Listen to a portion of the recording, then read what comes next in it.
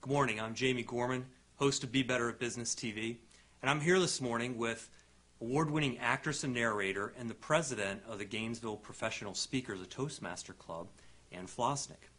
Motivate your employees, captivate your customers, be a better speaker. Good morning, Ann. Good morning, Jamie. It's a pleasure to be here. Great. Well, one thing that I've learned from watching professional speakers and watching people who are really good speakers is that it takes a lot of focus and a lot of time and experience to become really professional and really, really good.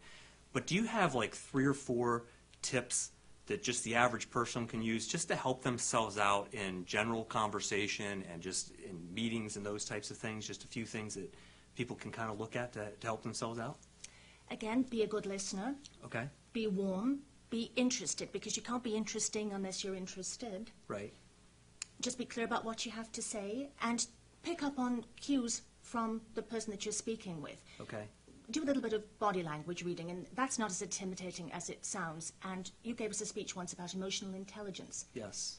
To some of us, that comes very naturally. You just look at somebody and you can see, are they really interested in what I'm saying? Should I really not waste this person's time and move on to someone else? Right. That kind of thing. Read cues and just try and be as relaxed as you can and go with the flow. Okay, so just kind of reading your audience and listening. Yes. From a public speaking, you know, certainly when I do classes, they're very interactive. And I can tell, you know, if I'm kind of moving too fast, nobody's asking questions, people look a little confused, and so I try to stop and kind of respond to that as far as asking a question to them, right, to get them a little bit more involved. Or when you're talking to somebody else, when they start glancing other ways, you know, you kind of have to get a feel for looking at their attention. But I like that, being able to listen, know your audience, Yes. and try to feel what they're thinking first, and then adjusting your message accordingly. Exactly. So knowing your audience and how they're responding is very Nothing important. is set in stone, and be aware of fillers, the ahs and the ums that we Okay. walk around in fear and trepidation when we speak in Toastmasters. Those kind of things, if they accumulate, they do leave a very bad impression on people. Right. Yeah, the way I got into Toastmasters was actually, and I've probably told you this story, is I was at a networking event and I introduced myself or gave my 1-minute talk, and somebody came up to me who was a Toastmaster, and they said, you know, in that 1 minute you said 5 times. Oh my goodness. I had no idea. With friends like that, who needs I know. enemies? Well, it's Carol Collins, and she's actually a clown. So I Yes, tell I everybody, know you know her. Carol. I do. And Yeah, I actually yeah. tell people all the time that a clown brought me into Toastmasters. And that was why, because I said that all the time. And of course, in Toastmasters, we try to really take that out of it. Yes. And it's a long way from perfection, but it does help. And It just really in does. one-on-one conversation. Yes, Great. yes, because you come across as so much more credible. Right. So having people listen for that, even when I talk to my wife, she'll pull out things and say, you know, you say basically a lot, and then I'll switch that and I'll start saying actually a lot. And so she'll kind of keep me honest on that as well. So we all have those little fillers that we use that we need to kind of take out of our speech a little bit. That's a good way to Exactly. do So it. awareness, just be aware of how it is that you speak. And as you so rightly did, incorporate your spouse, ask your friends. Say, I'm working on this. Can you Okay. tell me where I'm going wrong? And awareness. Great, good. Yeah, yeah. So what's another tip? What's something else we can do to help ourselves out in our public speaking or just our regular speaking? Try to be not speaking on a monotone. Get Okay. some of this vocal variety thing that we've made so much of Right. today. But it is important, and it keeps your listener interested. So rather than just droning on and you're looking at him and you're thinking he's really blazing over Yes. here, stop the conversation, wind it up graciously, or use that as a cue to try and bring it around. Liven it up a little bit. Okay. Is there any exercise, anything you can do? I'm assuming probably things like recording yourself and, Yes. and then trying to record the same thing over and over again and maybe trying to adjust things to see how it sounds? Exactly, exactly. And that's a lot of what I do with my audio book work. Okay. I'll record something and you can think that you are breathing that characteristic into what you're saying, but when you actually hear it back, there wasn't a glimmer of it. Right. But you only become aware of that really by listening back, and then eventually you'll kind of hit some sweet spot just by doing. Okay. Do you feel like you have to overemphasize that when you're speaking, when you're recording, or when you're talking? Do you sometimes feel like, because even with body language, do you feel like sometimes to make sure that your audience stays with you that you have to even overemphasize that? Not necessarily, and for the audiobook things, sometimes if you're thinking something strongly enough, Okay. There's some kind of telepathy that goes on, and that happens either in a recorded thing or standing there talking to somebody. Right. Okay. Intention, and it manifests, and thoughts or actions and what we're saying, they all have a power. Right. Good. And of course, that also comes out when you're a little bit more passionate about certain things. It shows. So trying to show It that shows. and get that emotional and kind of know that, I think, helps out a little bit as well. So if you're not interested in what you have to say, why should somebody else be interested? Good And point. there are so many things to catch our attention these days. We're all on some kind of an emotional overload or sensory overload. Right. You just have to kind of take a step back. Say, if you're a Martian or something on planet Earth and you were here, just step back and take a look at things. Okay. Great. Good. So we have audience. We have, using that vocal variety. What else is something that we can kind of concentrate on just in our own, as we're practicing to talk better, to speak better? Well, something, if you were going to use your voice in any way profession, that might just be for presentations. Be aware of your general health. Okay. This often gets overlooked, but it has a great bearing on your voice. So general health, and I ran into difficulties with having colds, being ill, and then compounding it through improperly using my voice. Right. So that I had to seek out a local ear, nose and throat specialist, Dr. Chan, down here in Warrington, who made me aware of all kinds of things and put me in touch with teachers that taught me various exercises, warming up your voice, Right. and vocal hygiene, a huge thing. Good. So once again, we are live here. Alyssa, what do we have for questions? Can what I eat or drink affect my voice? Absolutely. Right, so you were just kind of touching on that, and I've had, we record this or we tape this at 11 o'clock in the morning, and so sometimes I'll do some networking events beforehand, and there'll be all these nice food and drinks and things. Yes. And so I often think, maybe I should not eat this or not eat this Yes. because I'm going to be speaking. I want my voice to sound good. So what are some thoughts and some ideas for that? Eating and drinking have a definite effect on how your voice will sound, and I have found that anything that is mucus-making, so dairy products, milk, cheese, yogurt, these types of things, they will cause a thickening. And, Okay. and if you're going to be recorded, that's very, very important, because that will make an awful lot of clicks and unpleasant extraneous noises. So we're not hearing your voice, we're getting distracted by...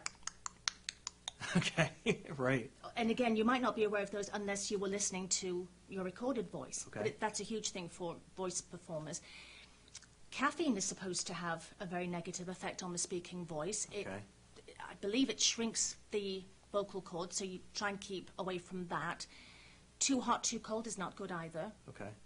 And it's actually very interesting to... Have you ever seen what vocal cords look like? No. That's a very...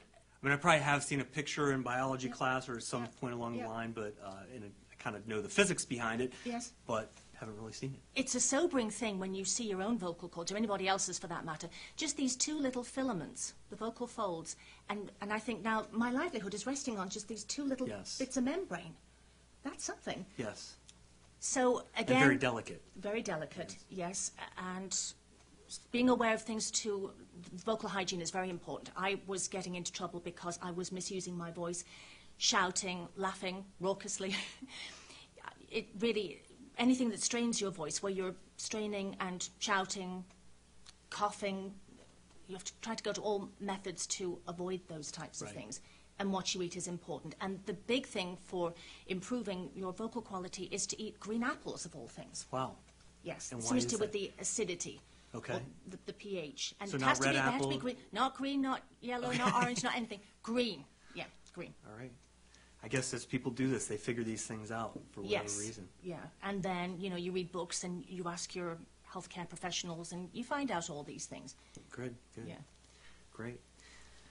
Well, Anne, we've talked a lot about Toastmasters and about speaking in general, but why don't you tell us a little bit about you and kind of how you got into this and what you do as a professional or as a professional actress and narrator? Right now, audiobooks have been Okay. the main focus of what I do, but I have had several roles, lead roles in local films, and Okay. this one here, Soiree, was a comedy farce, and it won an ITVA DC Peer Award for Best Full-Length Feature Film, Wow. whatever the year that it was.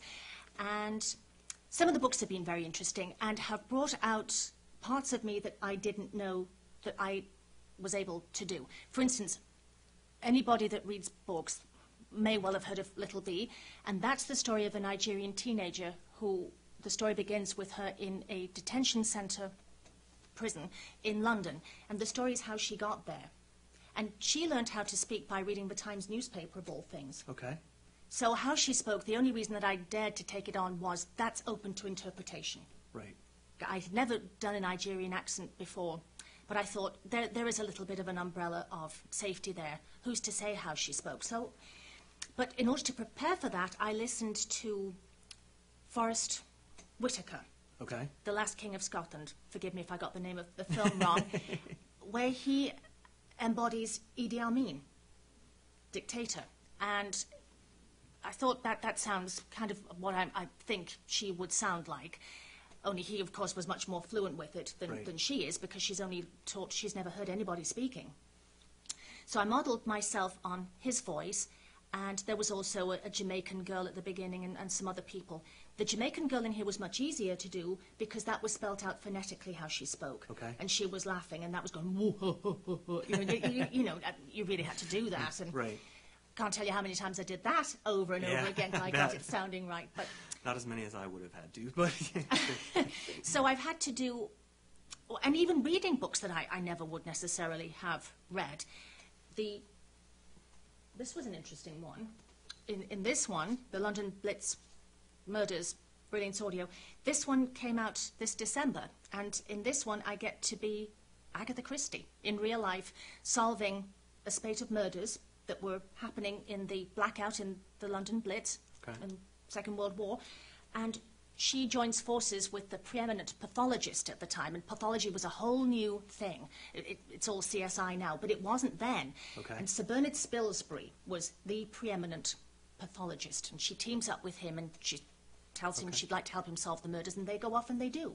And also, it's very interesting, she's solving the murders in the time frame of her writing of The 10 Little Indians, which was also filmed, and it was a very popular play. And it gives you some historical background as to she'd named it something else and it couldn't be that. It just wasn't politically correct. And so she changed the name of the thing. And also the current Duchess of Devonshire. This one, is telling her story. She's looking back, but she's telling it. She's a 90-year-old lady, and she has lived a very full life, having tea with Hitler, and her sister shot herself in the head in a garden in Germany when Hitler told her sister Unity to leave Germany because we were at war. She shot herself in the head, and he made sure she had the best medical care and so on and so forth. And so just getting to be a 90-year-old aristocratic lady, these are huge stretches. Right. You know, and I've just learnt by doing. Great. Great. Well, we're out of time. So I would like to thank you for being here on Be Better at Business TV. We thank our audience for joining us, and just ask you that if what you saw today, you can go ahead and share that with people. Have a great day, and hope that you can use this to be better at business.